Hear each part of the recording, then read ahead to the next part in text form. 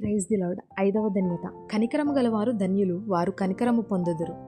అంటే ఇతరులపై దయచూపి క్షమించే హృదయం, సహాయం చేసేవారు. నీ హృదయం దయతో ఉంటే దేవుడు కూడా నీ పట్ల దయను చూపుతాడు. నువ్వు ఏ పంటనైతే విత్తుతావో ఆ పంటనే తిరిగి కోస్తావు. 6వ ధన్యత, హృదయశుద్ధి గలవారు ధన్యులు, వారు దేవుణ్ణి చూచెదరు.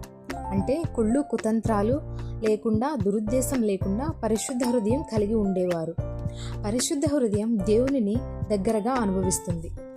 7వ ధన్యత, సమాధానపరచువారు ధన్యులు, వారు దేవుని కుమారులనబడుదురు. అంటే కలహాలు కాకుండా శాంతిని తెచ్చేవారు. కుటుంబాలలో, స్నేహితులతో, సమాజంలో శాంతితో నడిచేవాళ్ళు. శాంతితో నడిచే వాళ్లను దేవుడు తన పిల్లలుగా పిలుస్తాడు. వారు దేవుని స్వభావాన్ని కనపరుస్తారు.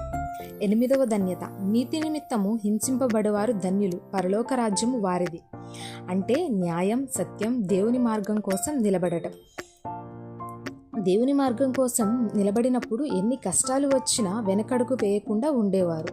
దేవుడు వారి కోసం పరలోకంలో గొప్ప ప్రతిఫలాన్ని ఉంచాడు.